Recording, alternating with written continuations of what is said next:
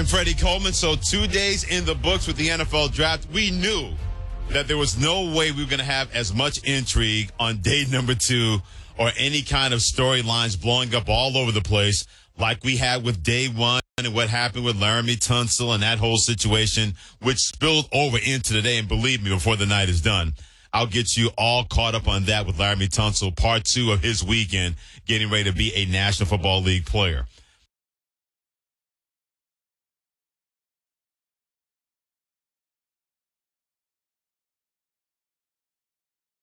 How many times have you heard about teams or anybody trying to send a message to let people know, look, we've made our decision. We're not fooling around. We're not going to go down that road with this person, this situation, or this team.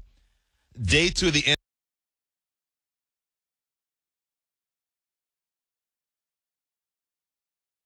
NFL draft, that clearly happened with the New York Jets. You know about the acrimony. Let's call it what it is. It is a yard measuring contest between both of these entities. The New York Jets on one side and Ryan Fitzpatrick, their quarterback, who played pretty well last year for the Jets. Many people looked at him as a team MVP, what he was able to do. He doesn't look pretty. He's not going to dazzle you. He's not going to wow you. But last year, until the fourth quarter of Game 16, Ryan Fitzpatrick was the MVP of the New York Jets. Ryan Fitzpatrick believed that, hey, the kind of year I had, what I was able to do with all that happened with Geno Smith in the preseason, getting into it and getting his face almost knocked off his block by a teammate when they got into a dispute when it came to money and a football camp, I was able to step in as that grizzled, bearded veteran. I came in there and stabilized everything. I believe I've earned close to elite quarterback money, right around $15 million per year. And the Jets said, yeah, let us think about that. Nah, we're not going to do that. Nobody has budged. The Jets have not come up, and Ryan Fitzpatrick has not come down.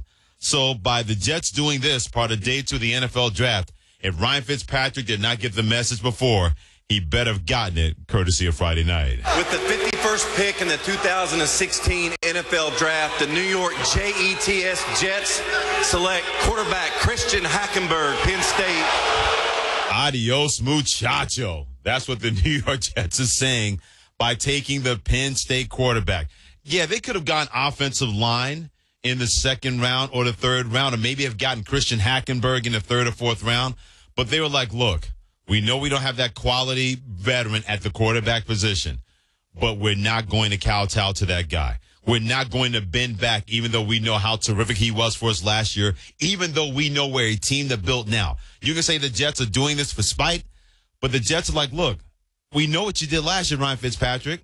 There are no guarantees you're going to do it again, and we're not going to give you $15 million to see if you're going to be right or if our hunch is going to be correct.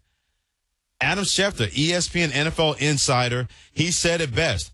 Oh, yeah, this pick was made because of the lack of communicado between the Jets and Fitzpatrick lately. The last time the Jets and Ryan Fitzpatrick had any meaningful contract discussions was, in the words of one person familiar with that situation, quote-unquote, weeks ago. And so with the Jets and Fitzpatrick not even talking, the Jets go ahead and take Christian Hackenberg with this pick in the second round. And you can imagine how nervous the Jets were when one pick in front of them, the Houston Texans, and their Christian Hackenberg's former college coach Bill O'Brien traded up one spot in front of them. But they went for the center, Nick Martin, and the Jets go for the quarterback and the drama. There was no way Houston was going to take Christian Hackenberg. At that point, why did you sign Brock Osweiler to that contract worth $72 million? That would have been a waste of a pick at that point in the draft by the Houston Texans. I know Bill O'Brien and Christian Hackenberg have a great relationship when they were together at Penn State. Bill O'Brien recruited Christian Hackenberg to get things turned around after that whole mess that happened with the Penn State football program. There was no way Bill O'Brien was going to take him, because what does that say to Brock Osweiler? Hey, Brock, we wanted you. We signed you this money. Just in case, though. Hey, Brock, we love you. We want to give you this is your team now. We believe in you. By the way, now, there was no way that was going to happen, that they were going to take him. But the Jets let it be known, hey, Ryan Fitzpatrick, I hope you're paying attention. And also to the team, hey, New York Jets team, we're done with this guy. You like him? Fine. Friendship should continue. We're done with this guy. We're moving on. Yeah, Christian Hackenberg may not even play for this team for 2 years. So in 2 years, if this blows up in the New York Jets' face, plenty of you out there, plenty of you who did not like this pick can say, see, Freddie, I told you so. That's fine. But the New York Jets were willing to do this just to make sure that they let that guy know, as much as you were terrific for us last year, you are still Ryan Fitzpatrick. You're not Aaron Rodgers. You're not Cam Newton. You're not Tom Brady. You're not Russell Wilson. You are Ryan Fitzpatrick. You are not worth $15 million for us to believe or hope to continue to believe based on what you did last year. Message sent by the New York Jets. We'll see the message was received by them taking Christian Hackenberg to Ryan Fitzpatrick and what could happen from that point on. So it was a big part of the coverage this whole 2 days when it comes to the NFL on ESPN Radio. Can't wait to get his thoughts on what he saw, what he liked, and what he did not like. This is Freddie Coleman, part of the NFL Draft on ESPN Radio and the ESPN app.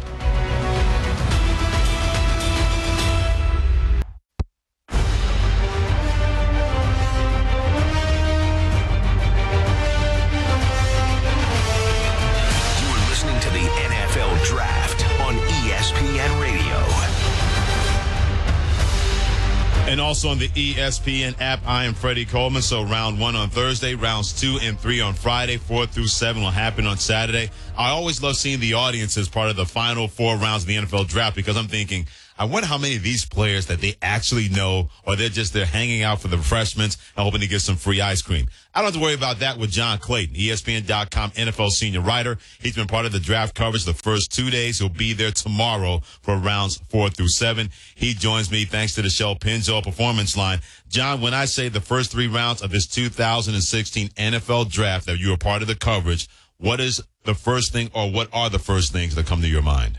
Well, there's that criticism that Connor Cook isn't a captain and, they didn't elect him captain. Well, I guess he is a captain because falling out of the first 3 rounds, he's the captain of the Titanic. Wow. The one thing that I thought was unfair, Eli Apple from Ohio State, the cornerback, they were talking about, had a criticism from an anonymous source saying he can't cook. But right now, things are not cooking well for Connor Cook. And you have to feel bad in some ways because here's a guy that most people thought would go maybe as early as the first pick in the second round, and now you wonder where he's going to go. I'm sure probably in the 4th or 5th. That'll be equivalent to, say, Kirk Cousins, who's obviously had a great career, a good end of a career so far in Washington. But I think that's one of the big stories, along with the fact on the positive side, even though he didn't go in the first round, Miles Jack may find a great situation with Jacksonville because when you think what Jacksonville was able to do, first round they get Jalen Ramsey, the perfect cornerback in a Gus Ramsey man-to-man system. Now, even though you worry long-term about the knee, short-term they get maybe a top 5 pick playing at linebacker. Things look good in Jacksonville. What are your thoughts about the Dallas Cowboys taking Jalen Smith in the second round? I'm a little troubled by it because, they do have some other needs. I mean, at some point, they've been prolonging this. They need to address the backup quarterback situation.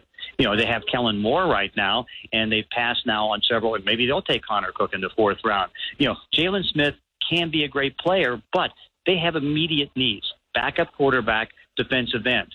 Their top 2 second-round draft choices over the last 2 years at defensive end are on 4-game suspensions, and they're not bringing Greg Hardy back. So, it's great to be able to think about the future, but the idea is with Tony Romo, you need to think about the present. He's got 3-4 years in their mind, and they need to get him guys that can play this year. Down the line, it could be great. I think the curious thing is they probably needed to take something for this year more than next year. Staying on that present and future tack, that brings me to the New York Jets, who take Christian Hackenberg, the quarterback out of Penn State, in the second round. The first second I heard of this, John, I said that means adios to Ryan Fitzpatrick. What do you think? I think so. I mean, because when you really think about the big picture, now I still think they have to get a backup quarterback, but they're nowhere in the negotiation. When Ryan Fitzpatrick comes back and says, $8 million is not worth it to me. I need the $16 to $18 million, or I'm going to take the tack of so many other players now in the National Football League. I'm not going to risk my body. Now, you still have to think there is a chance they can work this out. Maybe it's just a matter of strategy. I mean, here he was at a hockey game with his teammates. His teammates are all clamoring for him. The locker room wants him, and I think they want to take care of the guys in the locker room. But at the moment, I mean, it's not going very well. And Hackenberg, I mean, he'll get good coaching from Chan Gailey. I don't know how much he can do the first year. Right. They may have to go to Geno Smith if they can't get Fitzpatrick back, or if they come back and can't get a veteran. So still work to be done. But what I did like about what they did in the draft, they got 2 linebackers, and they got a little bit more speed. For an aging group on defense, speed is the big thing they needed on defense. John Clayton, ESPN.com NFL insider, joining me, Freddie Coleman, in the NFL draft on ESPN Radio and the ESPN app. Staying with that, with Ryan Fitzpatrick and the Jets, what does your gut tell you about who's going to blink first? Will it be the Jets coming closer to his price, or Fitzpatrick coming closer to the Jets' price? Well, I mean, with the high demand that he has, I mean, he's the one that's going to have to blink a little bit more because, there is nobody else bidding. There's no other opening for him. Not even a backup. I mean, there's maybe a backup job or two, and he apparently does not want to do that. So he's going to be the one to blink first, but you can see the first move was care of the quarterback position with Hackenberg. The next move seals the deal. So there's time. I mean, these are the non-practicing OTA phase 1 parts of it. So he can miss that. I mean, he's a Harvard grad. He doesn't necessarily need to be in these meetings, but at some point he has to see if he needs to be in the National Football League, and they've got to feed their needs and try to get somebody to replace him if he's not going to be there. Why would the New England Patriots take another quarterback in Jacoby Brissett out of North Carolina State? I'm kind of baffled. I mean, it's one thing to have Jimmy Garoppolo there, maybe playing 4 games. I mean, this is all about Tom Brady. But I thought that was probably one of my disappointing things of the way things went, because I had to write a thing earlier today about who are going to be the big players. Who am I looking forward to see in the second day of the draft, which I still think it billed to be one of the best, because you have 3 quarterbacks, you had 3 Alabama, the heart of that Alabama defense. You had Derrick Henry, and here you had Patriots 2 seconds and 2/3. They maneuver around, and then they take a quarterback who's not expected to play next year. A little disappointed. You can never question what Bill Belichick does a lot of times, because he's so good, and he still gets a lot of draft choices. But that to me was a little bit of a reach. I'm gonna do a little rapid fire with you, John, because I know you're always ready for it. Jared Goff or Carson Wentz, who will be successful earlier? Earlier, I think it probably is going to be, obviously it's going to be easy. It's going to be Jared Goff, because Carson Wentz is on ice for a year. He's not going to play. He's the 3rd quarterback. He'll get, be inactive most weeks, because they're going to go with Sam Bradford. I mean, until when Sam realizes there's nothing happening in a trade, and Chase Daniel's going to be the backup. So Jared will play. They're not going to rush him, but he'll play first. Who will be better when it's all said and done? I think they're both going to be pretty good. I don't know if either one are going to be elite quarterbacks, but I can tell you, and looking at quarterbacks over the next couple of years, they're probably going to be 2 of the best we'll see for the next 4 or 5 years. The first rounder that nobody is talking about that'll be a good player is who? I would have to start to think that, nobody's really talking about some of the safety guys, the Carl Josephs. Mm-hmm. I think maybe Oakland took him a little bit too high. I really like Neal, who goes to Atlanta, has a Cam Chancellor type of role, not really talking much about him. And I'm kind of intrigued by Will Fuller, going to Houston, because nobody was really talking about him. They were talking Corey Coleman. How good Laramie Tunsil will be for the Dolphins at 13?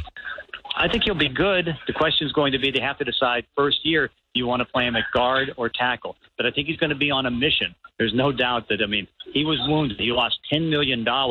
And, hey, maybe he got a few dollars from Ole Miss coaches, but it doesn't make up for the $10 million that he lost. Ezekiel Elliott, Dallas Cowboys, 1,000 yards rushing, over, under? Over, because look at that offensive line. Look at his talent. I don't know if he's better than Todd Gurley, but I agreed with everybody that Todd Gurley was the best running back to come into the league since Adrian Peterson. He's pretty close. He's going to be good. John, always a pleasure, my man. Take care and enjoy the rest of the weekend. Freddie, my pleasure. Absolutely. We haven't talked in too long. I got to have John Clayton more often during the week on the Freddie Coleman Show, but he always does a great, great job. John Clayton, ESPN.com, NFL senior writer, joining me on ESPN Radio and the ESPN app. I'm glad he mentioned about a couple of guys. Miles Jack, number 1, going to the Jacksonville Jaguars in the 2nd round. People know about the injury that he had, one of the best college football players playing for UCLA. They had him all over the place, playing linebacker, playing running back, did a fantastic job before he had his knee injury. But I was with him about the Cowboys making this move. With the 34th pick in the 2016 NFL Draft, the Dallas Cowboys select Jalen Smith, linebacker, Notre Dame. He's not going to play until 2017, and not early in 2017. The kind of injury that he had, when I hear the words nerve damage, boy, that leaves me skittish. And there's nothing against Jalen Smith. If he had not gotten hurt in that Fiesta Bowl, by the way, 7 players from that game win in the first round. Ohio State playing Notre Dame, 7 players from that game win in the first round. Jalen Smith would have been number 8 had he not gotten hurt in that game. But he's not going to play before 2017 because of the nerve damage that happened in his knee. And if the Cowboys needed linebackers, wouldn't you want to get somebody that can help you right away? Their defense wasn't that bad last year. They were in the middle of the pack in score and points given up and yards given up. Ezekiel Elliott's going to help that defense. If he plays anywhere near his ability, that's going to help not only Tony Romo to stay healthy, and as we've seen, when Tony Romo's not throwing the ball all around the park like he's in the CFL, the Cowboys are a better football team. Need I remind you, 2 seasons ago, DeMarco Murray, over 1,800 yards rushing. What were Tony Romo's statistics? MVP level was what he played. When the offensive line and DeMarco Murray not there last year, Tony Romo gets hurt week 2, and then later on in the year, you see where I'm going with that. So he's going to help the defense as well as Tony Romo. They won't play as many snaps. But if you need defensive help right away, I am really surprised the Cowboys took him that high at that point in the second round. We'll see exactly how that's going to work out. Your thoughts on the first 2 days of the NFL draft. Can't wait to hear what you have to say at 888-SAY-ESPN, 888-729-3776. If you're glad for your team, if you're unhappy about your team, if you're scratching your head about your team or the draft, I want to hear it. 888-729-3776. That means you'll be a part of the NFL draft on ESPN Radio and the ESPN app.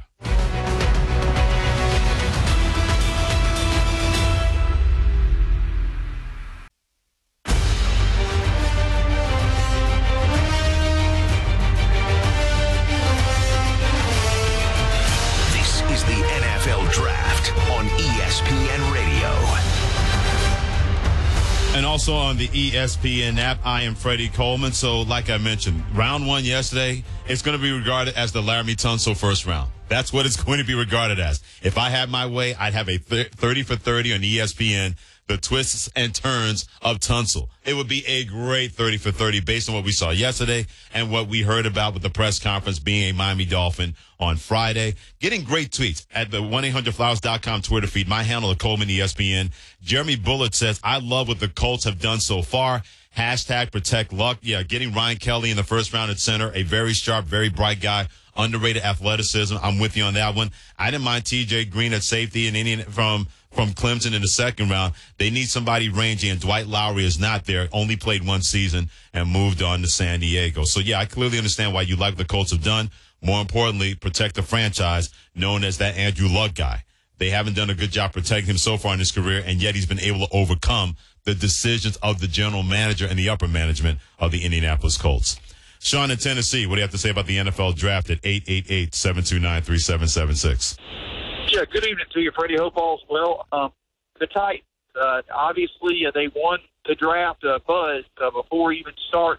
And now during the draft, we moved up to get Conklin. It was a surprise that we didn't get Tunsil. I was hoping we would, but then, of course, all the stuff that happened.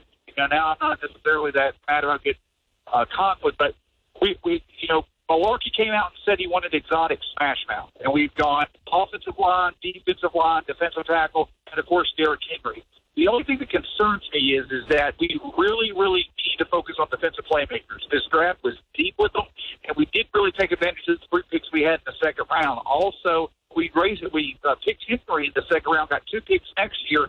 Next year's first round is supposed to be the deepest running back draft in history. I think we should have waited a little bit. I don't want to make picks to fit Malarkey. I want to get the best talent out there. Not really that disappointed, but I think the Titans could have done a lot better with their pick. Yeah, I'm a big believer in this. By the way, Sean in Tennessee, thanks for the phone call. Great stuff by you. I'm a big believer that you don't worry about drafting for next year because you don't know if you're going to be around next year. I've heard that too about this running back class next year. If you're the Tennessee Titans, you got to draft for right now, because as we've seen before in the NFL, you can go from yuck to yay pretty quickly, or yay to yuck pretty quickly. You can't draft for the future. You have to draft right now. I don't mind the pick of Kevin Dodd. Last year he had 12 sacks with Clemson, so you get that playmaker you hope you got on defense. But if a Derrick Henry is sitting right there with a DeMarco Murray, both of those guys in your backfield helping out your young quarterback Marcus Mariota, I know it's a head-scratching pick, but if one is good, two is better. And usually in the NFL, if you have two running backs of that caliber, that's going to help your defense, keep them off the field a lot. And Lord knows it's going to help your quarterback, where Marcus Mariota won't have to do as much having both of those guys on his team. Tanner in Arkansas, what you got? Good, sir. I do appreciate you taking my call. Absolutely. I'll tell you why I don't mind the Jalen Smith pick today. Ezekiel Elliott yesterday, I thought, was not really the right pick for the Cowboys to take at that point, simply because of not only the best starting five on the offensive line in the NFL, in my opinion, but they've got significant depth as well. With the deep draft in class we have with running backs, I thought that you could easily take some of the Arkansas backs, Devontae Booker, or Kenyon Drake, or something like that later on, and feel pretty good about it. But since they did take Ezekiel Elliott and really plan for the future, Tony Romo doesn't have a whole lot longer, so you're really not playing for next year. So if you're going to play for the future like that, if you're going to draft for the future rather like that, I do not mind the Jalen Smith pick, even if he does not play a significant amount of reps next year, even if he doesn't really play at all. As long as you are building that foundation for the future and the long haul, and the quarterback they probably would take in the future, you'd like to think they could try to come up with somebody else. That seemed right to me, to go ahead and really try to build the foundation for that defense to be competitive years down the road. Okay, well, I think with Ezekiel Elliott and the running backs you mentioned, Kenyon Drake, he's nowhere in the class of Ezekiel Elliott. You get a potential game changer, franchise changer at that position, you don't pass that up in number 4. We don't know if he's going to be as good as Emmitt Smith, but I believe he's the best pure pound-for-pound player in this draft. I don't think there's any doubt he's the best running back in this draft. You get a guy potentially can be a game changer behind that offensive line to make your quarterback better and keep your defense playing a lot of snaps. I think you do that. There wasn't a defensive player at number 4 that was going to be better than who the Cowboys chose at running back at that slot at number 4. That guy was not there. The closest was Joey Bosa, and he had questions about him, Ezekiel Elliott's teammate at Ohio State, and the Chargers took him at number 3. That would be the only defensive player where I could say, okay, they took him over Elliott. I understand that, getting that pass rusher. There was not another defensive player in the first round, in my opinion, that was going to be worth the value having that guy in Ezekiel Elliott. There's not a running back in this draft, in my opinion, that's on his level. That guy, to me, is more of a potential game changer that not only helps your quarterback, a broken down Tony Romo, because he's probably not going to play 16 games a full season, hasn't done it in a while, and your defense won't play as many snaps, and they weren't that bad last year. I think that was the right pick for the Dallas Cowboys. Now, Jalen Smith, we'll see. I hope nothing but the best for him. But if you wanted to get defensive help in the second round, if you're the Cowboys, you help your defense now and don't worry so much about the future, especially we don't know if Jalen Smith is ever going to play or play to the level we saw him play at Notre Dame when he played in college. Alex in Phoenix, what do you have to say on the NFL draft on ESPN Radio? Thanks for taking my call, Freddie. 2 quick things. One, I can't understand, and this may be an ignorant standpoint, I can't understand why teams with top 3 picks would ever trade down for more picks. I understand the theory behind it, but if you have so many needs that your team lost that many games the year before, wouldn't you take the best possible player for one of the needs that you need at that point instead of trading down, getting picks later years and whatnot? I think it's just prolonging your terribleness, so to speak, or your mediocrity. And number 2, AFC South in 3 or 4 years could be the toughest division in football. With all those young quarterbacks, all those young game-changing defensive guys that are being drafted and signed, I just think that they're going to be – I'm in no way, shape, and form an AFC South fan. But I think with those 4 quarterbacks, they're going to be really special in the upcoming years. Okay, I'm not going to look into the crystal ball with you. I'm not dismissing your opinion. It could possibly happen because we've seen that where all of a sudden the division comes out of nowhere. For example, nobody thought the NFC West 5 years ago would turn out to be that kind of division. Where you had San Francisco, you had Seattle, look at the Arizona Cardinals, what they were able to do, and now the Rams in Los Angeles, they had to attract the defense to deal with people in that division. That is a rough and tough division. It's not an easy game in that division, so we could see the same thing from the AFC South. And I'm glad you said that about trading down and getting more picks. I know the convenient notion The prevailing notion that I've heard, draft picks are gold. Okay, but if you don't know what you're doing with them, then how much gold is that? It could be fool's gold when it's all said and done. I'm always been a big believer if you have a guy that can help you right now, especially the way the NFL is, you get that guy and take your chances. Trading down here, getting this pick there, extra picks there. I've seen teams do that, and then they're saddled with these picks. They can't get rid of them. Then they try to draft guys, and those guys don't work out. I'd rather have a guy that can help me right now, that can make my team better right now. I think you trade down if you believe you don't want to pay somebody at a high price, and you want to trade down the first round. But getting extra picks, general managers regard that as gold. For me, give me a guy that can help me right now, and I'll try to build around that guy. That's just me. I'm not an NFL GM. I'm just going by how I feel. I am Freddie Coleman, and the team that had the best 3 days, I'm going to tell you who that team is next. This is the NFL Draft on ESPN Radio and the ESPN app.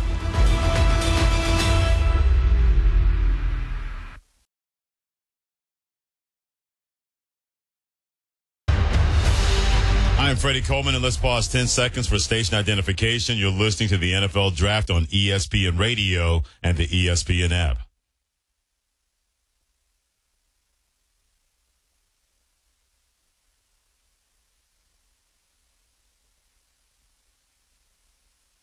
Normally, I don't believe in winners and losers right away when a draft happens. I don't care if it's the NFL, NBA, whatever draft that is. I love when I hear pundits, and nothing against them. They're entitled. Oh, this team won the draft. This team lost the draft. We really don't know until 2 or 3 years down the line. You want to go out on a limb and do something like that and look foolish? Go right ahead. If you get lucky, hey, you get a cookie. But I'll say this about the first 2 days of the NFL draft, first 3 rounds. One team was a clear winner. You know who that team is? The Ohio State University. They had 10 picks, an NFL draft record selected in the first 3 rounds. Joey Bosa, number 3. Ezekiel Elliott, number 4. Eli Apple, number 10. Taylor Decker, number 16. Darren Lee, number 20. Michael Thomas, number 47. Von Bell, number 61. Adolphus Washington, number 80. Braxton Miller, number 85. And Nick Vannett, number 94. They had the best draft of any team the first 3 rounds, setting an NFL draft record with 10 players. And Urban Meyer, their head coach, was part of the coverage on the NFL Network. He was cheesing. He was cheesing for 2 reasons. Number 1, boy, he looks like a genius having all these players that he recruited, now the National Football League. Number 2, tonight was the best recruiting tool he could have ever imagined. If you're any player that's thinking about or having Ohio State as part of your teams when it comes to selecting a team to play for, you see 10 players in the first 3 rounds selected from the Ohio State University of the NFL draft. That is one of the best recruiting tools you could have ever asked for if you're any college coach, especially that guy, Urban Meyer, who knows where to find them. He knows where to pick them. He knows how to coach them, and he knows how to get them ready for the NFL draft. That team, the first 2 days, the first 3 rounds of this draft, they were the best team. They had the best round. They have the best NFL draft so far. The Ohio State University, 10 players selected in the first 3 rounds. Well done by Urban Meyer and Brutus and the Buckeyes from the Ohio State University. 888-729-3776, getting more of your reaction on the NFL draft first 2 days, first 3 rounds at 888-SAY-ESPN, 888-729-3776. Cole in Virginia, what do you got? How you doing tonight, Freddie? I'm good, Cole. How are you, my man? Awesome. I'm a Bucks fan, and I got a couple points I'm going to make, just 2. I'm going to stick up for the Bucks and the kicker. I'll save that for last. But what I'll say from before that is, I'm going to go straight to the Bucks and the kicker. Okay. I forgot my point. No problem. Just go to the kicker. That's fine. I don't understand why people are so up in arms about this. I mean, you look at the guy. He hasn't missed an extra point in 3 years. He's been the best college kicker in 3 years, and he's never missed within 40 yards. And if people don't remember, the Bucs were scrambling for a kicker in the middle of the year last year. And personally, I think kickers sometimes will make the difference in a football game, and I don't have a problem with it. I think they gave up a little much, but I think it's a position that's very important. It's not a sexy pick. I get that, but it's a very important position on the football field. You know what? I'm not going to disagree with you. Seriously. I'm not going to get up in arms about a guy that was doing his thing at Florida State and Roberto Aguayo. And if you're Tampa Bay, if you believe that you got a guy in Jameis Winston, you feel you have enough wide receivers, you have an offensive line feels going to get better, you better bring some defense, though, by the way. Their defense was awful the first 2 years under Lovie Smith. That's what got him fired more than anything else. And he was a defensive guy. But if you think Roberto Aguayo was worth the 59th pick in the draft, I'm not going to say that you're wrong, because what does he do? He fulfills a need. How many times we talk about teams, hey, draft what you need to have, either for your team or in your division. Based on what you said, if anybody has a quibble with that, that's on them. If you're Tampa Bay, you're thinking, well, we needed a mule out there, or Einhorn and Finkel from Ace Ventura. That would have been better kickers than what we had last year. So we get a guy like Roberto Aguayo. We don't have to have the discussion of, all right, start that guy, or play that guy. They don't have to do that. So, no, I don't have a problem with the pick at all. But he better not be Finkel and Einhorn from Ace Ventura. Roberto Aguayo better be a man. Let's put it that way. Philip in New York, what do you have to say? Is it appropriate to go, whoa, Nelly? I mean, 10? 10. Jesus, my Lord. Now, let's say you're in the living room. Mrs. Johnson, we really want to have your son. Why do you want to... I don't know if he should go there. Well, we only had 10 picks into the NFL. I mean, it's about 55 million collective. I mean, that's okay. You don't want him to come in. You go to New York Tech. I mean, whatever you got to do. Go out to Stony Brook. I mean, wow, we went Stony Brook. A little FCS love for Stony Brook. That is a great. It worked for Alabama. A lot of guys go to Alabama because Nick Saban knows what he's doing, and he gets guys ready for the National Football League draft. I know they only have one first-round guy, but they have 5 guys taken in the second round. Alabama had a pretty nice night, day 2 of the NFL draft. But 10 picks in the first 3 rounds. AAO hit me on Twitter at Coleman ESPN. On the flip side, how terrible will Ohio State be next year? They won't. They reload. They don't rebuild. They replenish. They don't rebuild. Schools like that lose players, and yet they're always in contention for a conference championship, playing in the NCAA football Final Four, and winning a national championship. Nick Saban loses guys every year. Alabama's always near the top, competing for an SEC championship. Florida State's like that now in the Jimbo Fisher. They lose guys every year. They're going to be competing every year. Clemson's getting to that point right now. Remember when USC and Pete Carroll, when they were in their glory days, they were losing guys left and right. They replenished. They reloaded. They didn't rebuild. Believe me, Ohio State is going to be just fine. They had the best 2 nights of any team in this NFL draft. One team gave a big ghost scratch to the NFL in this year's draft. That's next. I'm Freddie Coleman. You're listening to the NFL Draft on ESPN Radio and the ESPN app.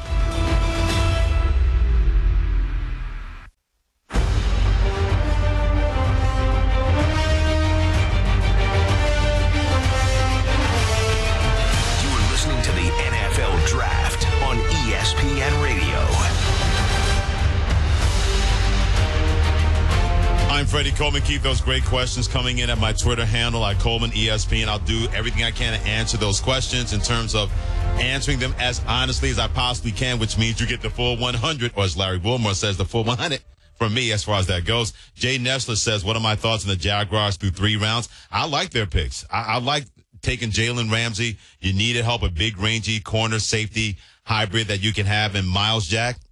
If he comes back from the injury, you got a guy that's a side-to-side linebacker. I'm not going to try to pronounce the young man's name. They got in the 3rd round. They got him out of Maryland. If he can help, I didn't see him play enough, but I like their first 2 picks.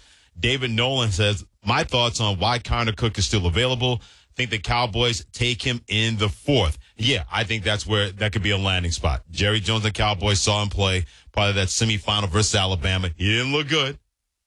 But then again, Nobody that day from Michigan State looked good versus Alabama. Whatever it is about Connor Cook, maybe he doesn't like cats, maybe he smells bad, whatever it is, leadership questions, whatever that is. But a lot of people are no longer sweet on him. It's a soft market when it comes to that guy. I wonder why that is, but we know we're never going to hear that truth, at least 100%, when it comes to how people feel about Connor Cook. Keep those questions coming in at Coleman ESPN, part of the 1-800-Flowers.com Twitter feed. How about the New England Patriots? They didn't have a first-round pick.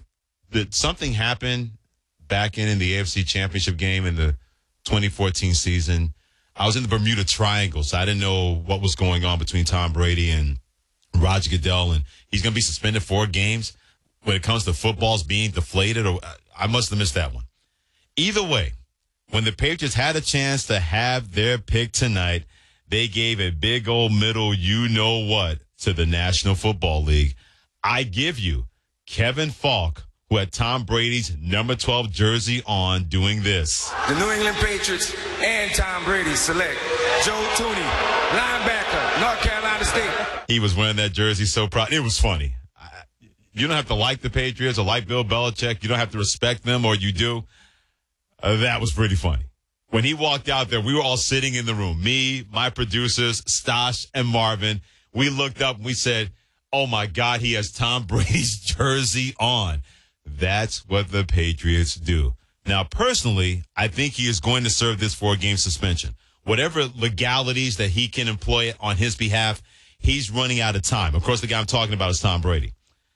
Roger Goodell had a chance to speak on it because, he had to. And he said all this was never about that number 12 guy. I've said all along, this is not about Tom Brady. This is about the integrity of the game and about our rules, making sure that, Mike, you played the game. You want to play with the same rules for every player. We don't have one set of rules for the MVPs and one set of the rules for the guys who play in the 53rd spot on the roster. It affects everybody, and it affects the integrity of our game. So the competitiveness is something that's my responsibility, as unpopular as it may be. That's what you've got to do. We'll continue to look to see if there's a better way to do it. Clearly there is. One issue, though. I am not going to hand off the integrity of the NFL to somebody who does not understand our business. ESPN doesn't do that. When somebody gets disciplined at ESPN, it's made by ESPN. They don't hand it off to somebody who doesn't have an interest in ESPN. And the NFL is not going to do that either. That is what we're going to maintain when it comes to the integrity of the game. Maybe something as it relates to a drug program and where proper protocols followed, I get it. Go ahead. Somebody else can make that decision. But when it comes to the integrity of the game, that is the commissioner's responsibility, has been since the day the NFL was formed. That's what NFL Commissioner Roger Goodell said on Mike and Mike on Friday morning. And he was getting booed a lot the first 2 rounds. And I said, you realize he's probably going to make anywhere from $39 to $43 million this year. I think he can handle that, number one. Number two, that was his way of saying, hey, players, be stronger in the next collective bargaining agreement to make sure I don't have judge and jury when it comes to situations like this or anything regarding player discipline. You don't have to like it, but instead of blaming and booing Roger Goodell, blame the players and boo them. Because when they had this whole lockout situation in 2011, the players wanted to get paid. Hey, you and I want to get paid, right? All these NFL draft guys giving the bro hug to Roger Goodell. I forgot which player hugged him, but when he did, Roger Goodell disappeared. In terms of the guy was so big, he was so thrilled to get to the National Football League. Roger Goodell knows that the players make the league. He doesn't want any of this in the way of the product on the field, especially when you have new employees coming into the National Football League. This is the last thing that anybody wants. But at the same time, the players that he was hugging tonight, take heed from your NBA brethren. They made sure they were going to have a say when it came to certain situations and that the commissioner and the players were going to be lockstep working together. Yeah, they're going to disagree, but not to the point where you can't have DeMaurice Smith and Roger Goodell in the same room. DeMaurice Smith, the NFL Players Association leader, and Roger Goodell, because there's no communication that's going to happen. So it was great to see Chris Jones selected by the Chiefs. He gave Roger Goodell a bear hug, and there were people in the NFL offices going, what happened to Goodell? Where did he go? Remember, players and fans, the next time you boo Roger Goodell, give a little boo at the players, Patriots, whoever. They had a chance to speak up on their behalf, so Roger Goodell could not be in charge of everything. they decided they wanted to get paid. Remember that the next time that collective bargaining agreement rolls around, because he's going to follow what the league tells him to do, owners, whatever. But if you don't speak up, don't complain when you put yourself in a situation like that. Rookies coming in or veterans still a part of the NFL now. And Roger Goodell's like, look, we bargained this. You signed off on it. I'm going to do what I feel is best and make sure the integrity of the game is going to be there. And it's sacred to him, and it should be sacred to players. But argue a lot more strenuously the next time that comes around in the CBA. And rookies, I am definitely talking to you. One team did not play with their future, and they were definitely going to settle their present. That's next on the NFL Draft on ESPN Radio and the ESPN app.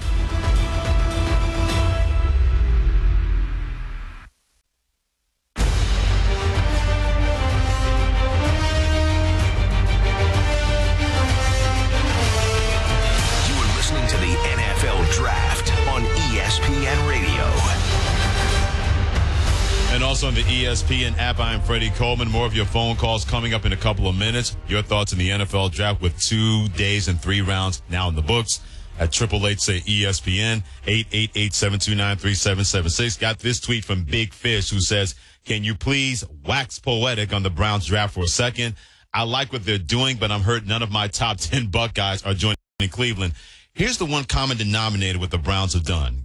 Drafting Corey Coleman at wide receiver in the first round, Emmanuel Ogbah, the defensive end in the second round, Carl Nassib, another defensive end, and also offensive tackle Sean Coleman of Auburn and Cody Kessler, quarterback. They're more in the analytics now. A lot of these guys put up some serious sterling numbers on the college level. Corey Coleman, the numbers he put up at Baylor, Ogbah, the pass rushing numbers he put up at Oklahoma State, Nassib of Penn State, what he can do, but he's a 4-3 defensive end. They're a 3-4 defense. Sean Coleman, a rangy offensive tackle, and Cody Kessler, not a great arm, but quick release, put up great numbers at USC. When you have a lot of analytics guys now in your front office, I wonder, not saying they don't look at game tape, but I wonder how much of that in terms of numbers are overriding their decisions. I think they're counting on, hey, these guys put up numbers in college. We got a coach in Hugh Jackson. They'll be able to put up numbers, they hope, in the National Football League. That's the one common denominator, Big Fish, that I saw from the Cleveland Browns and their draft choices. We'll see if they pan out. But you look at Corey Coleman, who had cases of drops, but put up numbers. Ogbah put up numbers. Nassib put up numbers. Kessler put up numbers. It's hard to transfer those numbers from the college level to the NFL if you don't have proper coaching and guys who can go beyond those numbers, making a couple steps up. We'll see if the analytics that are now part of the Browns, if that's going to work with this new kind of regime with the Cleveland Browns. The New York Jets don't have a new regime because the regime took over last year. But boy, oh boy, they let it be known to Ryan Fitzpatrick that, look, we're not looking back. We're looking forward. As a matter of fact, by making this pick, we're settling our present. With the 51st pick in the 2016 NFL Draft, the New York Jets select quarterback Christian Hackenberg, Penn State. It would have been fantastic. The guy you heard, Chad Pennington. It would have been great if he said the New York Jets select Chad Pennington out of Arthur Marshall. That would have been fantastic if he had done that. I mean, he's a veteran quarterback, and they need one right now, but not at the price that Ryan Fitzpatrick is asking. He wants $15 to $16 million. No. For the 100th time, Ryan Fitzpatrick, hell no. You're not getting that from the New York Jets. They would be foolish to pay you that kind of money, even though you were terrific for this team, until the second half in the final game of the regular season versus the Buffalo Bills. That is not going to fly with them. They're not going to overpay for you. And believe me, and Adam Schefter, he said it best, ESPN NFL Insider, you make a move like this, you're sending a clear message to a guy that may not be around anymore in Ryan Fitzpatrick. The last time the Jets and Ryan Fitzpatrick had any meaningful contract discussions was, in the words of one person familiar with that situation, quote-unquote, weeks ago. And so with the Jets and Fitzpatrick not even talking, the Jets go ahead and take Christian Hackenberg with this pick in the second round. And you can imagine how nervous the Jets were when one pick in front of them, the Houston Texans, and their Christian Hackenberg's former college coach Bill O'Brien traded up one spot in front of them. But they went for the center, Nick Martin, and the Jets go for the quarterback and the drama. Yeah, there's no drama from the Jets standpoint. Yeah, Christian Hackenberg may not be ready to play for a year or 2 years, but as far as they're concerned, there's no drama with them. They're not paying Ryan Fitzpatrick that money. Look, we're moving on. Bryce Petty, he was struggling in practice from what I heard, taking snaps from center because he never did it at Baylor, but he's big and they feel he has enough ability. They want to see if he can do it. They have a Geno Smith guy that's actually started a game in the National Football League. You know it's bad for you, Ryan Fitzpatrick, that they're willing to go into a regular season with a guy that has caused a lot of acrimony and has left a lot of anxious moments in the Jets locker room. They'd rather do that than pay you and overpay you. That says a lot right now, at least, how the Jets feel about Ryan Fitzpatrick. They're not going back in the past. They settled on their present. Now, what is Ryan Fitzpatrick going to do about his future? Keith in Ohio, what do you have to say about the NFL draft at 888-729-3776? First of all, on the show, Freddie. I was going to talk about my Browns, but you just did that, so I don't want to bore the listeners. So I'll go Christian Hackenberg. He needs 2 years to rest his body after that beating the boy took the last couple of years in Penn State, first of all. And I was surprised, kind of, that the Browns didn't go for the kid on Notre Dame. Ain't like they're going to be good next year anyway, so he's a perfect player to sit for 2 years. You know what? Based on numbers, I think the Browns want guys they believe can help them right now. And the Cowboys, I thought, reached too high in the second round for Jalen Smith. Now, I'm a Cowboys fan. I hope he pans out. I hope we're not seeing another Marcus Lattimore situation. For those who forgot, this guy was an outstanding running back in South Carolina. Had a dastardly knee injury when he played for South Carolina versus Tennessee. He suffered nerve damage, a lot more serious than what Jalen Smith suffered in that Fiesta Bowl versus Ohio State. Marcus Lattimore was never, ever to play one single meaningful down in the National Football League. I'm hoping that's not going to be the case with Jalen Smith. So that's why it's okay. The second round, when you need defensive help a little bit in the second round, I thought the Cowboys, I'm not going to say they wasted a pick. I just thought that was just a bit too high to take that guy in that situation. But the Cleveland Browns, it seems like they're more into analytics. They brought money ball to the National Football League. They better make sure they have a money coach in Hugh Jackson that's going to make that work. Kyle in Louisiana, what do you have to say? Yeah, Freddie, I'm a huge LSU fan. Mm-hmm. And back in 2014, we had 5 guys drafted in the first 3 rounds. And I read an article saying that that was the top 4 best draft of all time. Now we're talking about Ohio State with their 10 guys in the first 3. Mm-hmm. I only see Joey Bosa as being a great player. Do you think that'll live up to the LSU Tigers and Odell Beckham, Jarvis Landry, and those guys? We'll see with 10 players. I think Ezekiel Elliott may turn out to be a better player than Joey Bosa. And I'm not saying it's great in terms of great players, but 10 players is a lot in the first 3 rounds. 10 players is a lot in 2 drafts from one team. They had 10 players drafted in the first 3 rounds. Pros regard Ohio State players a lot higher than anybody could have anticipated. Nobody saw that coming. So we'll see. I'm not going to grade them now because I want to see these guys on the football field. Doing your thing in college is one thing. The NFL is Mach 5 compared to college football. And I'm talking about in terms of mental. A lot more than physical. So we'll see. But 10 players in the first 3 rounds, that is nothing to just dismiss what Ohio State football was able to do so far in the first 2 rounds of the NFL draft. What a long, strange 24 hours in the life of Laramie Tunsil. That's next on the NFL Draft on ESPN Radio and the ESPN app.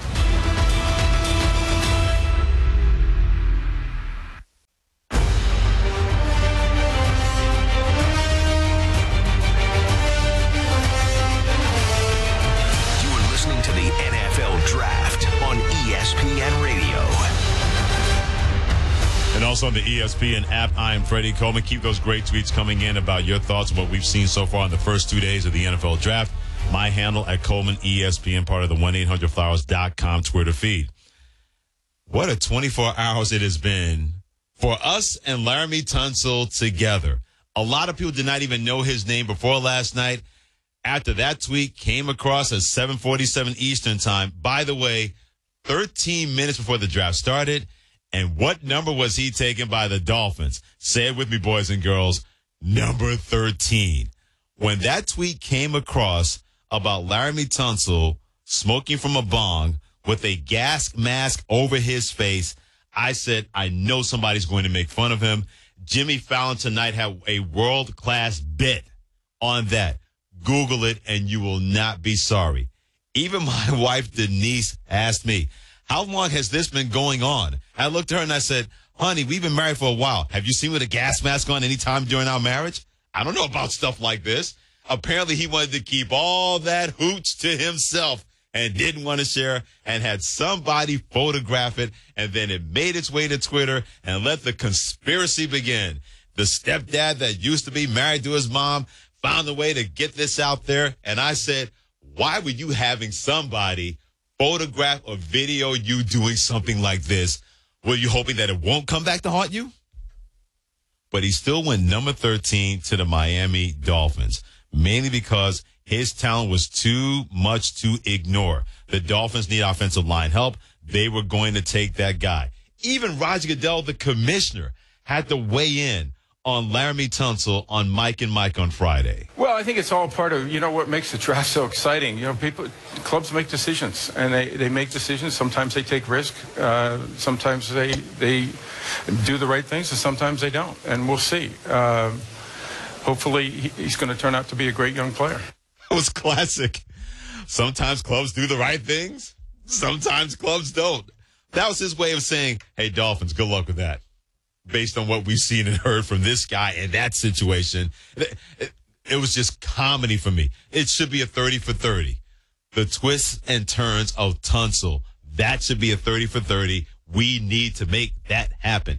Even the Players Association president, Eric Winston, he went on Twitter on Friday afternoon. He was concerned about Laramie Tunsil sliding in the draft.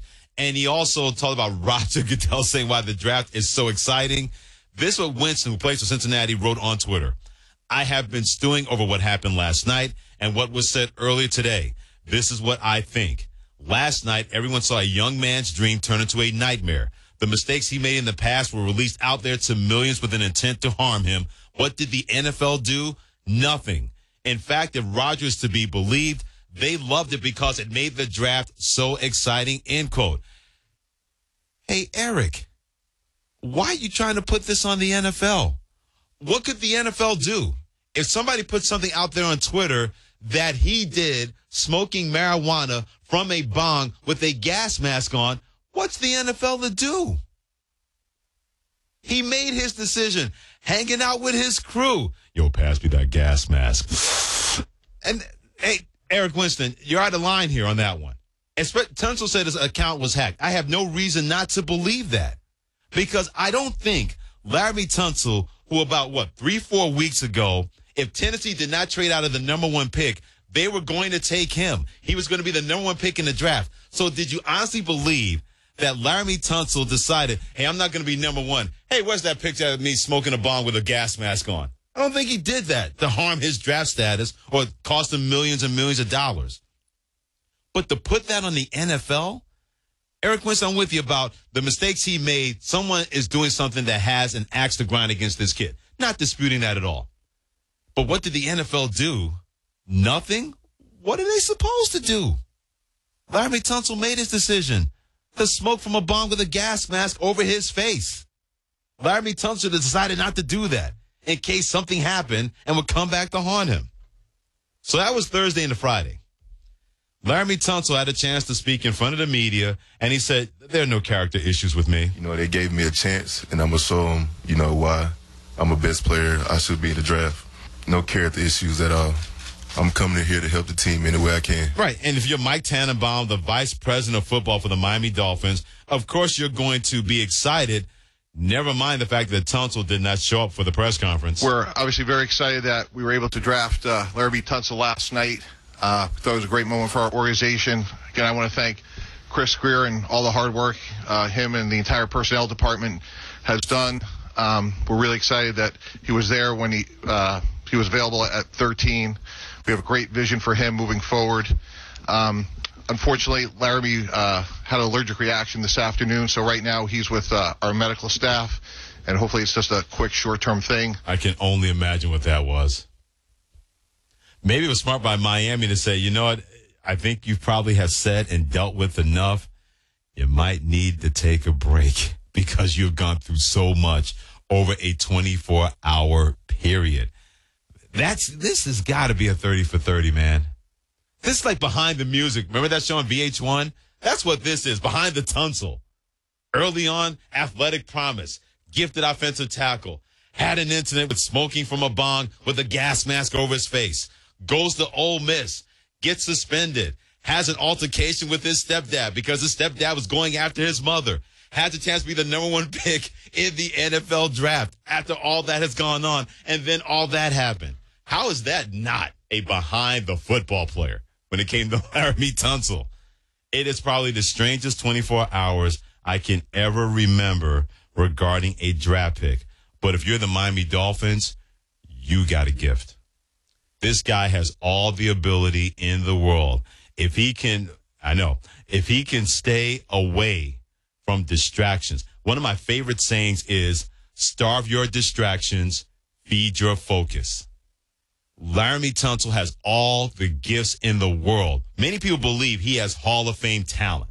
Not just one person has said that. Plenty of NFL executives, plenty of NFL pundits have said that about Laramie Tunsil. He's either going to be over here and a bust, or he's going to be a Hall of Fame potential talent. If he can starve his distractions and feed his focus, Miami got a gift with the 13th pick in the draft. Hopefully for their sake and his sake, this is not going to go up in smoke. You knew I had to say it. Oh, come on. Don't leave me out here like I'm the only one that thought that. I wasn't the only one. I wish nothing but the best for him. Hopefully whatever distractions that he involved himself in or that surrounded him that had nothing to do with him are a thing of the past, because Lord knows that young man has gone through so much in a 24-hour period getting ready for the National Football League. Speaking of the NFL, they say it's necessary, yet they don't do it early. That's next on the NFL Draft on ESPN Radio and the ESPN app.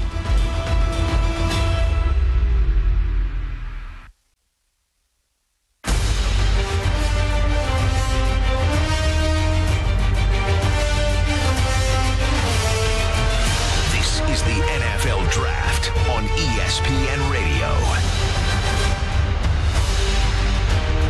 And also on the ESPN app, I am Freddie Coleman. We'll get to more of your calls about the NFL Draft the first 2 days in 3 rounds at 888-SAY-ESPN, 888-729-3776. That comes your way in a couple of minutes.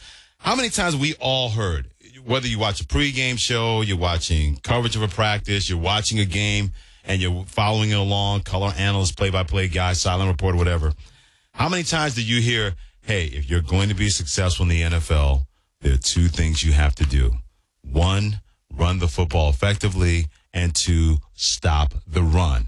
Quarterbacks love it. They have a 2-fisted attack. They're not just one-dimensional. The NFL preaches that. People who cover the league, they tell us that. Guys who coach in the league all the time. What is our number 1 objective? We have to stop the run on Sunday. What do you have to do also to win? We have to run the ball effectively to help out our quarterback. Yet 4 running backs taken in the first 3 rounds. Only 1 in the first round. Ezekiel Elliott, number 4 to the Dallas Cowboys. Derrick Henry in the 2nd round to Tennessee. Kenyon Drake in the 3rd round to Miami. And C.J. Precise also in the 3rd round to Seattle. Time and time again, they talk about running game is so effective, and then yet running backs continue to get shuffled along, shuffled out of the way. Because so much people bought that narrative. That's why I believe Ezekiel Elliott, not saying he got criticism, but plenty of people up in arms. How can you take a running back that high? It's a passing league. Yet, Denver won a Super Bowl by having a lackluster passing game because their quarterback wasn't healthy. What did they do? They ran the ball effectively, and what did they do to Carolina? They stopped the run. Carolina Panthers, great regular season. What were the 2 hallmarks of that team in addition to Cam Newton, how he played being an MVP? They ran the ball effectively, and he was a big part of that. And number 2, they stopped the run. Seattle made a living off of that with the run that they've been on. Their quarterback is terrific, Russell Wilson, and that running game was going to help them as well, and they stopped the run. But yet they look at running backs, and it's like, I don't know. man, he's really good. Look what he did helping that football team. Yeah, but we can find somebody else. And yet, when training camp rolls around, what do they always look for? We need a quality running back. We have to find a way to have a quality running back to have a quality running game. They talk about the NFL, how necessary it is, but yet when teams who really need it, they're not willing to pull that trigger. Tennessee's like, look, we got a young quarterback. We got DeMarco Murray. We need to get him somebody else. They believe in that. Todd Gurley last year being drafted by the Rams. You don't think that that's going to help Jared Goff having a guy like that to ease his transition with all that pressure on him being not just a number one pick, but the number one overall pick? The NFL is funny. We want points. We want scoring. We want passing. We're going to legislate rules for the offense. What about running backs? Treat them like redheaded stepchildren. We don't care about that. Oh, we don't have a good running back. Oh, what are we going to do? It's one of the biggest misnomers to me when it comes to that. They need it. They want it. They have to have it. They have to stop it. But yet they treat it as an afterthought when it comes to the running back position in the NFL. 888-SAY-ESPN, 888-729-3776. Let's take a couple of calls about the NFL draft day 1, day 2, rounds 1, 2, and 3. Casey in Florida, what you got, my man? Hey, how's it going, Freddie? Good, partner. How are you? I have a couple points I want to make. I think the Dallas fans, I know you're a Dallas fan, so I called in for this point. I think that the Zeke Elliott overreaction is ridiculous. I think that Zeke Elliott is exactly what the NFL needs right now. I mean, you look at Le'Veon Bell right now. I mean, he's the man. He's awesome. He's the prototypical running back that you want in the NFL right now. And I think Zeke Elliott is the next best thing. I mean, you're talking about two quarterbacks. Do you think those two quarterbacks are going to do better than Zeke Elliott is right now? No, I'm with you. No, I'm with you. And I want to talk about Hackenberg. Is Bryce Petty that much worse than Hackenberg? Was that a reach, or is that just me? And I don't think it's you, but I think the Jets are concerned about Bryce Petty, the system that he played in under Art Briles at Baylor. He may not be able to make that transition and make that adjustment to playing under center. Because, believe me, I hear from a lot of people who love college football, who love high school football. Why don't they run that spread offense a lot more than the National Football League? Because defenses are so much better. Those offenses really work on those levels, when you have talented players that are so much more talented than defensive coordinators and how they can scheme against it. But I've also seen those offenses flop when they run against defenses who know what they're doing. And even the worst team in the NFL, if you have any kind of defensive scheme, you can slow down the spread offense. You can put pieces here and there to have an effect. But to run a spread offense system the entire time, Chip Kelly tried in Philadelphia. How did that end up? One playoff game, didn't win it. And he won't try in San Francisco. They're like, look, you can do a little bit of it. You're not running that offense here. Not under Trent Baalke, the GM. Because they know what worked before they ran Jim Harbaugh out of there. So I think that's the problem with the Jets and Bryce Petty. And also as a message sent to Ryan Fitzpatrick. Like, look, we'll take our chances with Geno Smith. We're not paying you $16 million. And we're going to make sure we got a quarterback for the future. We got a guy that was recruited and trained really well by Bill O'Brien. That was a huge selling point why they drafted Christian Hackenberg in the second round. Donald in Tennessee, what do you have to say? Hey, Freddie, how you doing, man? Enjoy your work, man. Thank you. Appreciate you, Donald. Appreciate that. Hey, I actually, moved down here because I went to school down here, but I'm a Cincinnati fan, and I'm just wondering how many DBs we can take, man, because we took another DB this year. I understand he's good, but, man. In that division, you cannot have enough defensive backs. When you got to deal with Ben Roethlisberger and the Steelers and that core of wide receivers, and the Cincinnati Bengals with their core wide receivers, and the Baltimore Ravens when Joe Flacco comes back. If you can't have enough pass rushers, you can't have enough defensive backs, especially in a division where you got two guys, one elite and one pretty darn good, and Joe Flacco. And both of those guys have 3 Super Bowl rings between them. You can't have enough D-backs, especially when the rules are against the defensive backs anyway. So you need as many guys as you can that can try to plaster wide receivers. So believe me, I hear you, but especially now in this day and age in the National Football League, when you stop the run, and you better, You better make sure you got guys that aren't chasing wide receivers and seeing the back of their jerseys going to the end zone. You got to make sure they stay attached to receivers and knock them down and get your defense off the field. And right now, the way the NFL is put together with rules in favor of the offense, you can't have enough defensive backs. Matt in Ohio, what do you have to say? Hey, Freddie. Appreciate taking my call, man. Love your show. Listen to it every night. Thank you. Anytime. Just wanted to throw a little something extra out there about all the naysayers of the Ezekiel Elliott pick. I may be a little biased from being up here in Buckeye Nation, but in all honesty, had it not been for the Michigan State game, number 4 pick, you're probably looking at the Heisman Trophy winner.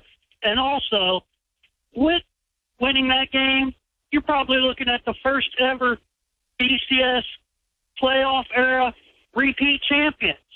So all you people out there in Dallas, you're good. Possibly, maybe a little stretch, second coming of Emmett. I just want to know what you think, Freddie. I'm not going to say he's the second coming of Emmett because that's not fair to him and it's not fair to the legacy of Emmitt Smith. It really isn't. Because people forget how talented that guy was behind that great offensive line. But they worked in concert together. So Ezekiel Elliott's going to have that kind of pressure on him already. By the way, he's wearing number 21, Deion Sanders' number. He wants that pressure with the Dallas Cowboys. And going back to your point with the Michigan State game, we'll never know. Seriously. What if he got more touches? That Michigan State defense is pretty good. They might have been able to stop him. We'll never know. I do know this. There was not a better defensive player at that spot at number 4 that you could warrant taking that guy over Ezekiel Elliott at number 4. In my opinion, the Dallas Cowboys made the right choice because he'll help the quarterback and keep your defense from playing a lot of snaps. In my opinion, there are no winners or losers in the NFL draft, but I wondered about some decisions and I applauded others. That's next on the NFL Draft on ESPN Radio and the ESPN app.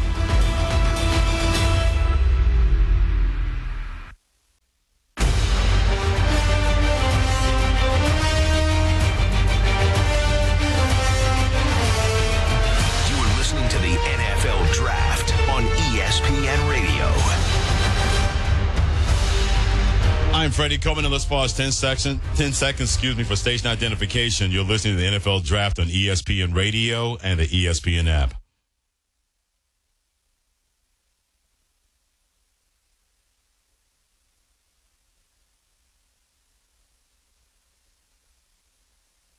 You're going to hear plenty about winners and losers. Oh, this team won, this team lost. I'm a big believer that until you actually see these guys play, that's just complete speculation. Not saying you can't, not saying you shouldn't. That's not something that I do. But I also look at what teams did, what kind of decisions they made in this NFL draft. There were some decisions that left me scratching my head. I go back to Dallas taking Jalen Smith that high at number 2. He's probably, he's not going to see the field until next year. And I think it stinks because that guy can ball. When he was healthy at Notre Dame, that guy was as good as any football player pound for pound in college football last year. He was that terrific at linebacker, and I hated to see him suffer that kind of knee injury, nerve damage injury to his knee in the Fiesta Bowl versus Ohio State. So, but if he's healthy, it's going to be a steal for the Dallas Cowboys. Right, Todd McShay of ESPN? He's a rare talent. The ability to impact every single phase of the game. Sideline to sideline, run defender, excellent cover skills, and he's far more disruptive as a pass rusher than some of the numbers would indicate. So if he's able to ever get back to the point where he was prior to the injury, Jalen Smith becomes an absolute steal for the Dallas Cowboys. That's a big old if right there, especially taking him in the second round. 4th round, 5th round, understandable. Second round, usually you draft those guys and you expect them to play right away, and that's not going to happen. That, to me, was a head-scratcher for the Dallas Cowboys. Another one was Leonard Floyd, taken number 9 by the Chicago Bears, outside linebacker from the University of Georgia. Now, I love what they did in free agency, getting Jarrell Freeman and Danny Trevathan at the inside linebacker position. I think those two guys are really going to help that defense. I just worry about a guy where, can he get off blocks? I saw plenty of times that he couldn't do that at the University of Georgia. Now, if that's going to be a situational pass rusher, you're not going to play him in the first couple of downs, then this could work for Chicago. But you're drafting a guy with a 9th pick in the draft at outside linebacker. You want that guy to be an every down linebacker. I wonder if he can do that at the next level. Another head-scratching one, and I thought about it, then I said, okay, maybe they are the still San Francisco 49ers. Joshua Garnett, offensive guard, late in the first round. Now, if you go to Stanford, we know you can block. We know you can push people down the field. An offensive guard was a need for the San Francisco 49ers. At the same time, though, I thought they had other needs that they had to fortify, especially in that division. But that was the guy they wanted. They traded with Kansas City to get that pick. That was the guy they targeted. They still need playmakers. They don't have a lot of playmakers on offense, especially on the outside at the wide receiver position. So those are head scratchers to me. Picks that I like. Well, number one, the best team the first 3 rounds was Ohio State. 10 draft picks in the first 3 rounds. No team had a better draft than them so far. There's not one. Teams have been good, not like that. Urban Meyer, part of the NFL Network's coverage, he could not stop smiling. He was like, I had 10 of my players picked, and guess what's going to happen? I'm going to keep reloading. I'm not rebuilding. That's how he felt, and I don't blame him. He couldn't stop smiling enough. I like the Oakland Raiders did, getting a replacement with Charles Woodson. Carl Joseph out of West Virginia is a thumper at safety. You lose a bona fide Hall of Famer, in my opinion, in Charles Woodson. You got the perfect replacement in a guy that you're going to need in that division. I love that pick. I like the Colts getting Ryan Kelly, center from Alabama, brainy, more athletic than you think. And also, if you're going to help out Andrew Luck, get him protection up front. They may not get him a running game, but get him a guy that will be more than good enough and make sure you have the right calls in the offensive line that's going to help your quarterback. I like the Texans, they're getting Will Fuller, wide receiver from Notre Dame. Blazer, you got Nuke Hopkins on one side. We know what an elite wide receiver that he is. Now you get a guy that is very, very similar in Will Fuller. Big guys who can run and who can make plays and are tough guys. He's going to see a lot of double coverage, meaning Hopkins and Fuller's going to have a lot of one-on-one coverage, and Fuller's going to take full advantage of that and make people pay. I thought that was a really good pick. And a pick that no one's talking about that I thought was good, I like Artie Burns, the cornerback that Pittsburgh got from Miami. They needed to get young. They needed to get faster in the secondary, and that guy's going to do that from Miami. Teams stopped throwing at him because of his ability to be that hitter, to be that cover guy, to make that work. I like what the Pittsburgh Steelers did. I don't say there's a winner or a loser when it comes to the NFL draft. I believe in the looking back process because plenty of us didn't think J.J. Watt was going to turn out to be what he did. And that guy, pound for pound, is the best football player, in my opinion, in the National Football League. But I thought teams had head-scratching moments. I was like, okay, I don't know about that one. And then there were other teams where I said, yeah, I believe that guy's going to help. Oh, you needed that guy. That was a good idea. That's how I look at the NFL draft. Need-based or head-scratching. And I thought we had a lot of those cases, especially in the first round. 888-729-3776 will give you a chance to be part of the NFL draft on ESPN Radio and the ESPN app. Dan in North Carolina, what do you have to say? Hey, how you doing, Freddie? Good, my man. How are you? I'm doing great, and I feel like, it's a great day to be a Patriot because I think what they've done here by drafting a quarterback, Brissett, in the third round is basically replace Garoppolo so that next year we can trade Garoppolo for maybe a first and a fourth to recover the draft picks that get stolen from us. Well, I don't know about draft picks getting stolen from you. Don't involve yourself with espionage. You don't have to worry about draft picks being stolen from you, but that's a whole nother situation. But with the Patriots, I have ultimate respect for that team. I always count on that they know what they're doing. They've shown time and time again they're able to find players where you don't see players. So I'm going to trust they know what they're doing by drafting Jacoby Brissett out of North Carolina State. And whether it's Garoppolo's going to be used as a piece, whatever that is, they got a pretty good sense of what they're doing. I trust that this is going to work out no matter what people think about that. Sean in Jacksonville, what do you have to say? Man, what an exciting time to be a Jacksonville Jaguar. This NFL draft, more than any that I can remember, has been a really fun ride and all the drama and stuff. And the way Jalen Ramsey fell to us at the 5th pick, and then getting Miles Jack in the 2nd round could be possibly an elite player if it wasn't for his knee, but we get a solid, great player. But I want to be educated on their 3rd round selection. Based on what going back to what you said on your point is the teams select players based on their needs and the best possible player at that position. Because I'm a Florida Gator homer, and I really wanted them to select Jonathan Bullard, but Chi-Town got him. I just want to understand the pick. Is it because they need a Leo rusher, or do they have enough defensive tackle type players? I mean, I'm just. I hear you saying Sean and Jacksonville. I'll say this: they're hoping Dante Fowler. They get him back from a knee injury. He's coming back. They feel that's that edge pass rusher that they didn't have. So in essence, you're getting a 1st round pick by having the guy that didn't play last year. And Yannick Ngakoue, I hope I got his last name right. And if I didn't, I'm sorry. That's to get a guy out of Maryland. Now, they still believe he's a prospect, but he can run. He can come off that corner 150 miles an hour to get after the quarterback. And remember, they signed Malik Jackson, and Jared Odrick is going to return. So you got the middle, and you hope that Dante Fowler can be that pass rusher that you can have that can knock down the quarterback, especially you got Mariota and Andrew Luck that you got to deal with in that division. They hope Ngakoue is going to be the kind of guy that can be a situational pass rusher that can make a difference. But they look at him as a prospect, even though they took him in the 3rd round of the draft. Matthew in Chicago, what do you have to say? I want to talk about a couple things. I thought that your point about the running backs being undervalued is really on point.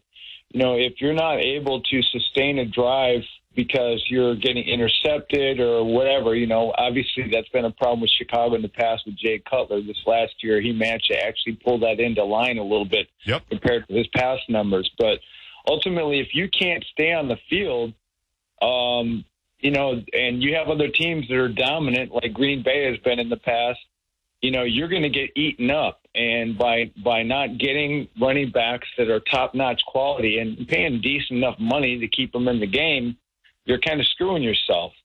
And then kind of want to touch on, like, best player available type of mentality, and also your comment about the fact that we moved up a couple of steps just to get the guy we got in our 1st round pick for Chicago. Ultimately, I thought that was kind of a blunder because I felt like he could have fallen and we lost a 4th round pick. Now, we might have balanced that out by trading back and getting more picks later, but it's still a question of, are we getting the players we need? We obviously need more safety help. We need a tight end because we got rid of our tight end. We could use a left tackle. You know, I think it's really important to address your needs and at the same time be conscious of the fact that you might be passing up on a really quality player.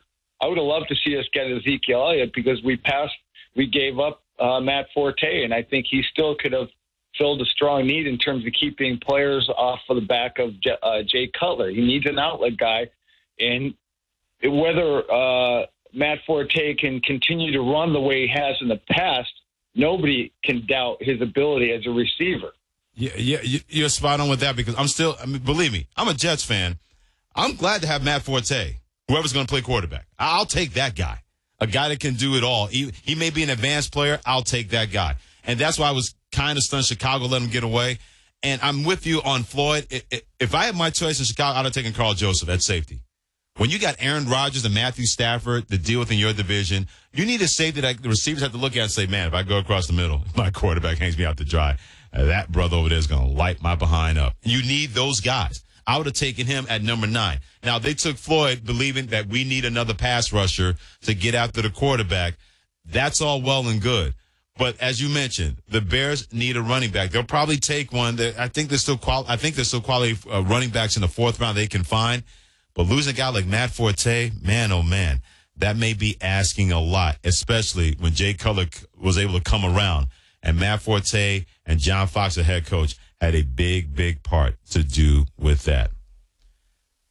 Who are the players I'm going to keep my eye on as we get closer and closer to training camp now that the NFL draft is 2/3 of the way done. This is Freddie Coleman, part of the NFL draft on ESPN Radio and the ESPN app.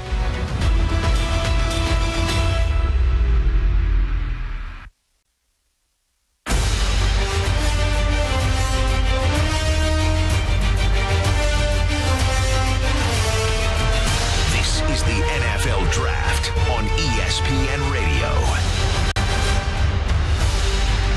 I'm Freddie Coleman. Keep those great tweets coming in. My handle at Coleman ESPN, like this one from Bob McDaniel. The other thing that the Browns acquired was character people, hashtag changing the culture. Lord knows that's true. I think they've had enough of trying to take a chance on guys that people give side eye to, going, I don't know. Maybe you should leave that guy alone. Let that guy or those guys become somebody else's problems. Corey Coleman, quality dude, seriously, from Baylor. They drafted a lot of quality guys. Plus, the last name of Coleman. Of course, you know that's going to be quality. But you're right about the Browns changing the culture. You better be able to find some talent as well if you're going to be the Cleveland Browns.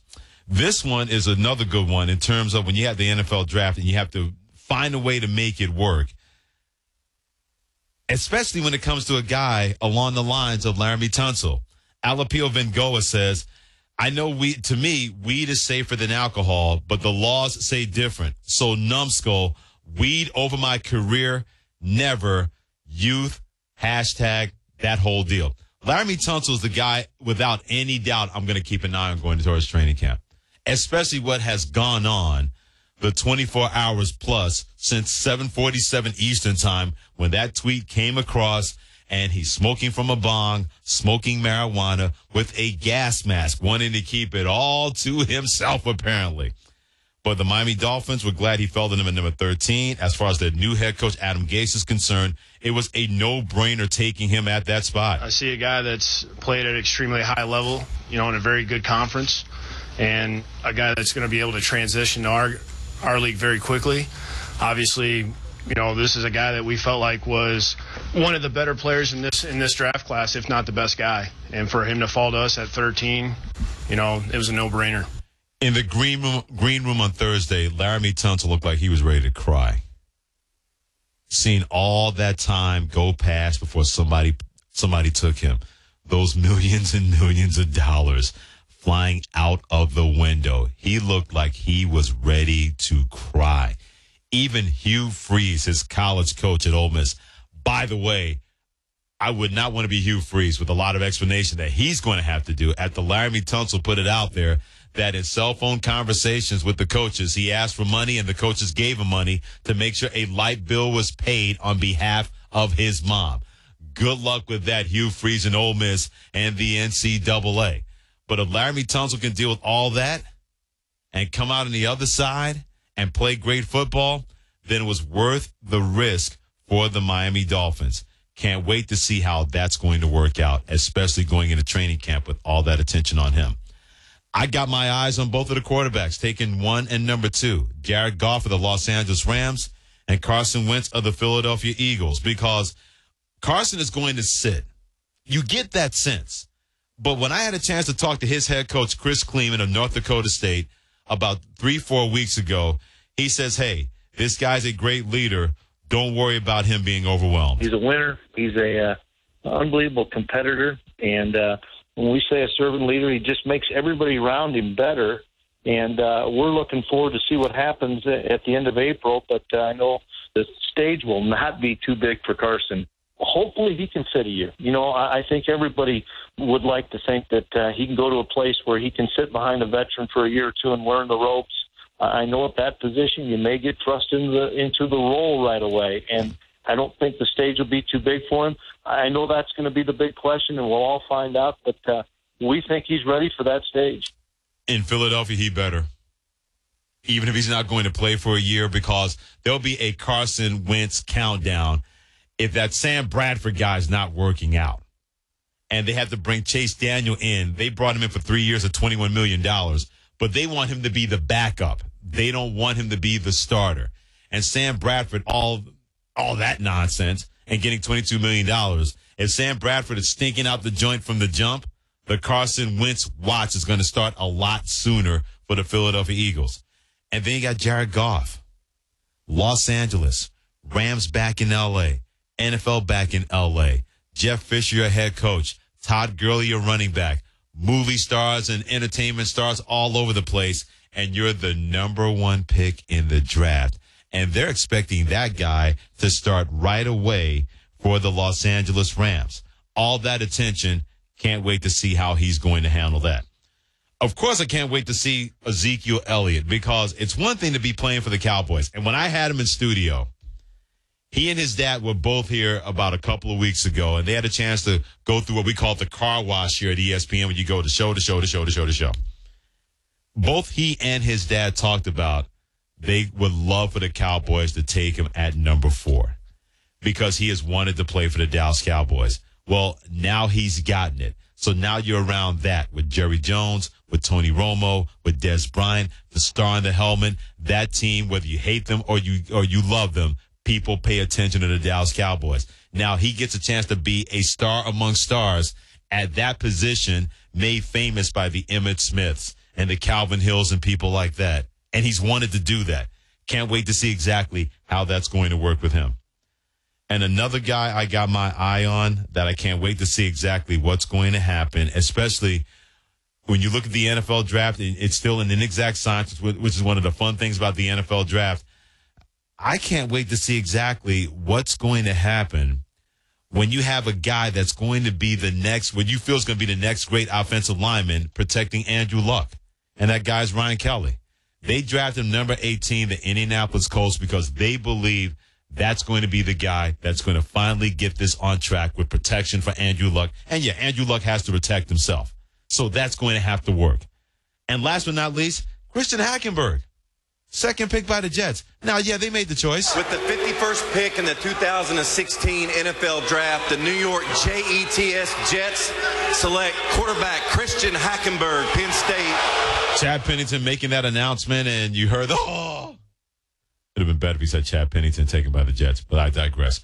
Now this puts Ryan Fitzpatrick and the Jets, where I'm keeping an eye on that situation. Christian Hackenberg's probably not going to play this year at any given time other than preseason and practice. But right, Adam Schefter, ESPN NFL Insider, the Jets sent that message to Ryan Fitzpatrick that they've already moved on. The last time the Jets and Ryan Fitzpatrick had any meaningful contract discussions was, in the words of one person familiar with that situation, quote-unquote, weeks ago. And so with the Jets and Fitzpatrick not even talking, the Jets go ahead and take Christian Hackenberg with this pick in the second round. And you can imagine how nervous the Jets were when one pick in front of them, the Houston Texans, and their Christian Hackenberg's former college coach, Bill O'Brien, traded up one spot in front of them. But they went for the center, Nick Martin, and the Jets go for the quarterback and the drama. I can only imagine the sports pages in New York with this move. I can only imagine what Ryan Fitzpatrick is thinking, because if it's not going to be the Jets, then who is it going to be? Because I don't think a lot of teams are going, hey, Ryan, how about you come to our football team? The New York Jets, we want you here. We want you here, but we're not paying that kind of money. So now if you're Christian Hackenberg, after what you went through at Penn State, and believe me, he got beat up from the feet up the last 2 years. Offensive line was terrible. Maybe he held on to the ball too long. Maybe he was trying too hard, whatever that was. But I think if we got beat up behind that offensive line, our throws might not have been as accurate either. But now the New York Jets, like, we're not only liking you, we're taking you in the second round. Normally, you take a quarterback in the second round, you expect that guy to start at a certain point. But they also told Ryan Fitzpatrick, hey, we're good. You may not be good, but we are. Those players getting closer and closer to training camp, I'm going to keep my eye on. And anybody wearing a Browns uniform. Anybody. Because after what they went through the last couple of years with that you-know-who guy, it'll be a relief not to have any of that as a part of your organization if you're the Cleveland Browns. A pioneer back in the game with a client that was wanted by a lot. I'm Freddie Coleman. This is the NFL Draft on ESPN Radio and the ESPN app.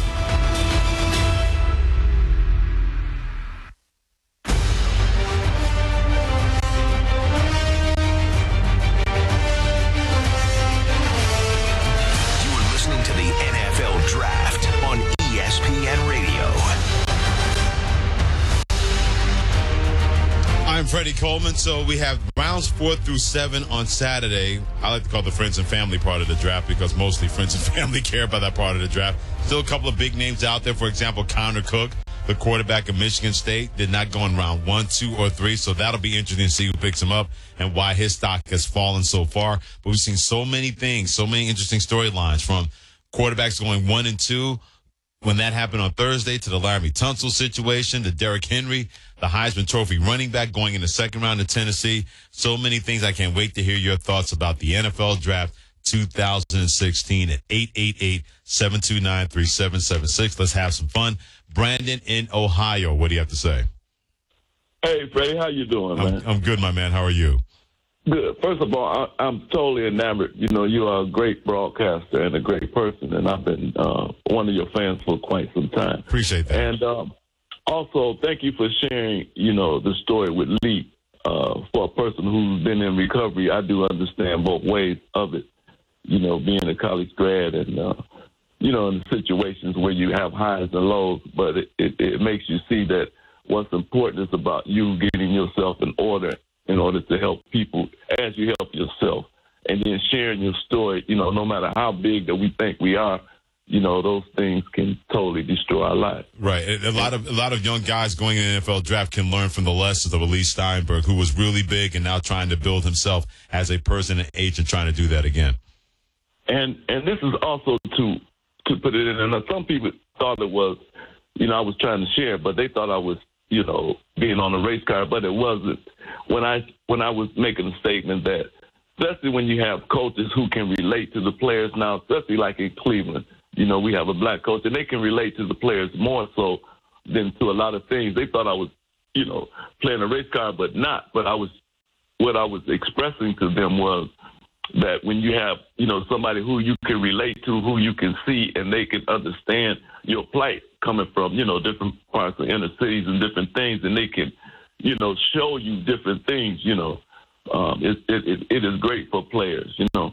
Well, I'll disagree with you from the standpoint of, I look at a Bruce Arians who's not African-American, a little older, and he relates to his players extremely well with the Arizona Cardinals. Patrick Peterson, Calais Campbell, those guys. Bruce Arians I think anybody can relate to anybody, and it shouldn't matter what your skin color is or who you are or where you come from. That should not matter. I think anybody who can be a great leader or a great coach, you have to understand that there are going to be differences, especially in an NFL locker room. You have 53 maniacs at any different level that you have to manage the head coach. To me, that's not a black or white issue because Bill Parcells could be rough on everybody. He was rough on Lawrence Taylor, who was black, and he was rough on Phil Simms, quarterback, who was white. If you have the ability to relate to players, skin color should not play a part as far as I'm concerned. But I think also a big part of that is that you have to realize that there are going to be differences, and you better understand and relate to those differences. That could be a real key how you can have a great locker room no matter what sport you're coaching. Jason in South Carolina, what do you have to say? Freddie, I love the show. I've always listened to you. I don't think the Jets drafting Christian Hackenberg is really going to make Ryan Fitzpatrick flinch at all because, I mean, he's not ready to play. The Jets are a team that look like they're ready to win now. Maybe not the Super Bowl, but at least make the playoffs and, you know, try to make a run. So them drafting Hackenberg, that's not a big deal. I think the Cowboys now, they may have went up a little bit too far to take Jalen Smith, but he's such a good talent. I mean, it's almost like, okay, you got him sit for a year. You can have Hackenberg and any other quarterback sit for a year. It's a different position, but it's the same thing. And, you know, if Smith, if he's healthy, I mean, he can have just as good an impact as those quarterbacks. If he's healthy, those are the key words. Hackenberg's a lot healthier going to the New York Jets, and even though he's not going to play in 2016, than Jalen Smith, who's not going to play in 2016. And who's to say if he's ever going to either play on an NFL field or be the kind of football player we thought we were going to get based on what we saw at Notre Dame before he suffered that disastrous injury in the Fiesta Bowl versus Ohio State. I still think the Jets are sending a message. They want Ryan Fitzpatrick back. But I think by drafting Christian Hackenberg, they're letting him know, like, dude, we're not backing off our number. You're not getting that number. If you want to play here, you're going to have to come closer to our number. It's not like they want to continue to push him away and keep him away, but they're not going to play those kind of prices when there's still an unknown about Ryan Fitzpatrick. And they have to guard against a Geno Smith that may not pan out, a Bryce Petty that may not ever be ready to play an NFL quarterback kind of system. And they're hedging their bets to make sure that Christian Hackenberg is somebody they'll have in place in case Fitzpatrick doesn't come back and Geno Smith and Bryce Petty are not going to work out. I don't think we heard the last of the Jets and Fitzpatrick, but all of a sudden you'll blink your eyes. It'll be June and July, and Ryan Fitzpatrick could be without a team. Then we'll see who blinks first. Christine in Wisconsin, what do you have to say? Hello, kind sir. Freddie, this is Cubicle Girl, and it's been a long time since we spoke. I hope you're doing well. I hope you're doing well as well, Christine. Thanks for the kind words. Yes, thank you. Well, I just wanted to touch on a couple of things. First, as a Bears fan, I understand where you were coming from, as well as the caller, Matt, about us needing safety help, but at least they're trying to improve the defense with Floyd and Bullard, because ever since Lovey left and Urlacher retired, it's been downhill on the defensive side, and that's always been our bread and butter. Right. So hopefully this will, try to improve things. Right. And then I just wanted to say that a lot of teams, for some reason, they think that just because Belichick can trade a bunch of picks and then, store them up, that means that they can do it. It's absolutely not. He is the outlier, and a lot of teams have to realize, go for what you need right now. Don't worry about a year or 2 years down the road. Yeah, I'm with you, Christine, because I'm a big believer, just like you. If a player can help you immediately, then later you get that guy. Now, to be fair with Bill Belichick, he loves acquiring draft picks and stocking them, but he hasn't been 100% or more than a majority hitting on the draft picks that he's been able to stockpile with the New England Patriots. He won't admit it. He doesn't have to, but the facts bear that out. There have been plenty of picks that he stockpiled that he drafted later on that didn't exactly work out for the New England Patriots. So it's worth it to have those picks. You can treat them like gold, but they can only be gold if you get great value or any kind of value in return. You're right about the Bears picking Leonard Floyd. If you got Aaron Rodgers and Matthew Stafford, find a way to get another pass rusher that can help you in that 3-4 defense playing outside linebacker. But I would have taken the safety Joseph out of West Virginia. Not saying they were wrong to take Floyd. That would have been my choice. But they have a guy in John Fox who understands defense, and Vic Fangio, a pretty good defensive coordinator. If they can get the best out of Leonard Floyd, that may not turn out to be a head-scratching draft pick that I feel that is the case right now with Chicago. Hagen in South Dakota, what you got? Hey, Freddie. Love your show. I just want to know your opinion on, I'm a big Bucs fan, and your opinion on Noah Spence out of Eastern Kentucky, and then us trading back up into the second round to get a kicker out of Florida State. I personally love the moves. I think Noah Spence is going to be an absolute freak coming off the edge, and getting that kicker out of Florida State, my personal opinion, I've been getting a lot of flack from my buddies about it, obviously, but I think that, if you're going to move up and get a guy that's going to be on your squad for 10, 12 years and is going to keep put points up on the board and is going to be there forever, why not? There's so many other second, third, fourth round picks that, you never hear about. I just want to know your opinion on it. Put it this way. I know that people look at kickers and they treat them like lepers a lot of the time. A lot of lepers were kicking last year for the Tampa Bay Buccaneers. That's why they went out and got Aguayo. Seriously, that's why they went and got him, because you have to fulfill a need not only for your team but also the teams you play in your division. And Tampa Bay's defense was awful, so you have to go out and get a pass rusher. You have to get that guy when you got to deal with Matt Ryan of Atlanta, Drew Brees of New Orleans, and the Carolina Panthers MVP and Cam Newton.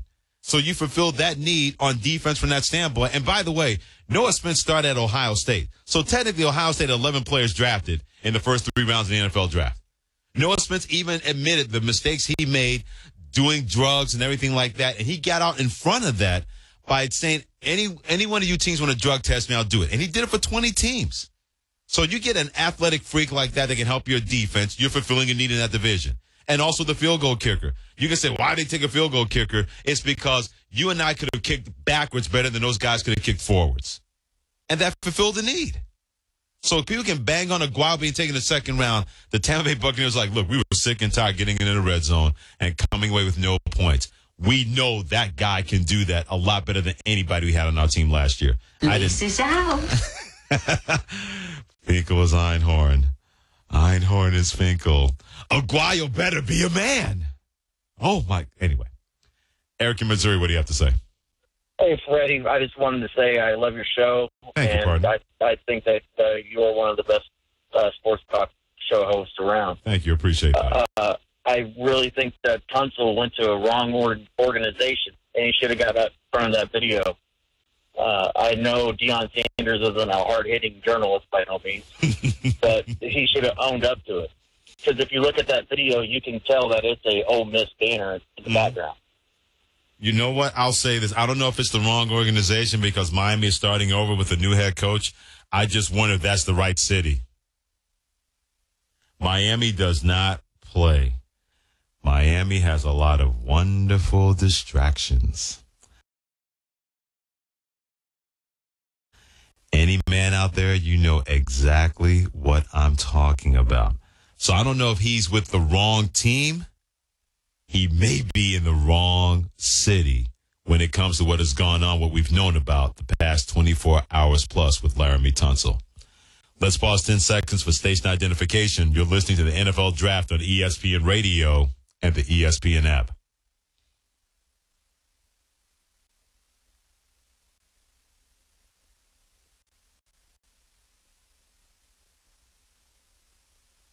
The draft is always going to be fun for me because I love hearing and seeing the mood swings of so many fans, whether they were there at the draft in Chicago. By the way, Chicago showed out the 2 years they've had the draft. They've been fantastic. I can't wait to see these players on the field, but more importantly, to me, I can't wait to hear and see the reactions of players if they play well or don't play well. I'm Freddie Coleman. You've been listening to the NFL Draft on ESPN Radio and the ESPN app.